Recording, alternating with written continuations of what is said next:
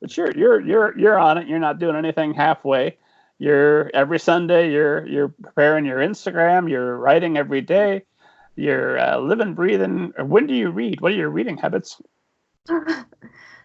They're practically non-existent, which is the hardest part. I mean, I want to read so badly, but again, it's just finding the time, because it's almost like I'm so exhausted from working all day and then writing, late into the night, that it's kind of like I don't want to pick up a book at like 11 p.m. and start reading. I just want to go to sleep.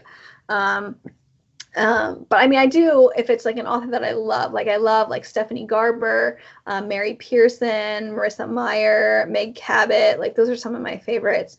So yeah, if one of them has a book coming out, I am in, like I will make time. But I feel like the most of the stuff I get to read is stuff that people ask me to blurb. So when you see those little like author like saying nice things about people on a book, on like the back of a book or inside of a book, like this was a non-stop, like, heart-pounding action book, I loved it. That's a terrible blurb, I'm sorry, I would never say that for anyone, but like, you get the idea. Like that's what people have to ask other authors to do that for them. So I've been getting asked a couple times to blurb things, so I feel like I get to read like books that haven't come out yet, which is fun, but then I can't be like, oh, everyone needs to go read this right now, because it doesn't come out for like 6 months. So that's kind of sad, but hang on that excitement. 6 months later, remember how you felt. Right? Yeah, no. Yeah, but then I have to remember that it like came out, like it already feels like, I mean, Tiger Queen comes out on September 10th, but I already feel like it's already pretty much out in the world, because I've had copies for a while, and people in Barnes and Noble's been shipping for a little bit here, so some people have copies, so it's kind of like, oh, it's already out there. It feels like it's out there, so. So as we're talking to you right ahead of a launch, other than getting the party ready that everyone's coming to now, because I want to have the tiger cake, it's going to be great. When did you start preparing for the launch? And at what point will you back off on marketing for Tiger Queen and switch over to Curse of Gold? I mean, I think I've been preparing for this launch for months now. I mean, even the launch party itself, it feels like I'm planning a wedding, because so my launch for A Touch of Gold had about 400 people there. It was pretty big. And so I have to like get people to like cut the cake and greet people and pass out like tickets for the drawing for all the raffle prizes that we've gotten. And I have to have people help set up, all these different tables and things at the event. So for that part of it, I've been preparing for just like months and months, trying to think about what to do, how to honor my teacher, all that good stuff. But even just launching the book itself, like I have to plan out, like, again, what videos am I going to release, leading up to things. And if you go to my Instagram, you will see a whole bunch of videos that I've done, either book trailers or unboxing videos, where you get to open up your box of your author copies when they arrive and share those with the world, which always goes over really well. Different things like that I've kind of just been doing, thinking up, the publicity plan and the marketing plan and all that kind of stuff. Although I do have to say, on the actual day that my book comes out on September 10th, you're all going to laugh at me.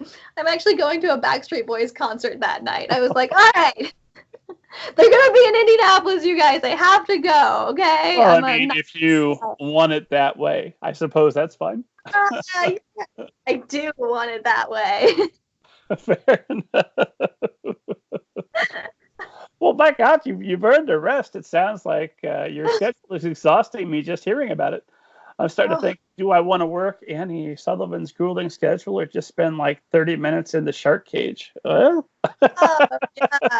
Send me back to the shark cage at this point. I am ready for a break.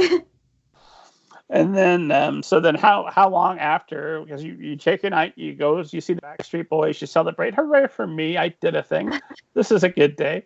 How long after the launch do you continue marketing, aside from forever mentioning it everywhere you go? Yeah, I mean, I kind of, like, you did ask me, when do I kind of cut off marketing? And I've kind of cut it off a little bit right now, since we're only like 4 days out. It's kind of like, I'm kind of letting it happen naturally, since there are some copies that are leaking out there, and it's getting pretty good early reviews. So I'm just kind of letting that speak for itself and kind of laying off of it for a little while. I'll still like post pictures and things on Instagram and stuff like that, just every once in a while, as a reminder of like, oh, like 3 days to go, like whatever it might be, something along those lines. One thing I like to do is, if I remember to do it, I did it with A Touch of Gold, is I will take the books and build them into the number 3 and like do a countdown of like 3, 2, 1, like on how many days are left to go until it releases. So I like that. But yeah, so, and the hard thing is Monday. So like the book comes out September 10th, September 9th, I get edits back for A Curse of Gold, which again we said comes out in 2020. So it's kind of like I don't have a ton of time to celebrate because I will be editing my next book. So it's kind of like, all right, you jump from one to the next, and you go to the Backstreet Boys concert in between. Hooray! Hooray! And then start thinking about book number 4. I know. Trying to figure that one out right now. So we'll see what happens there.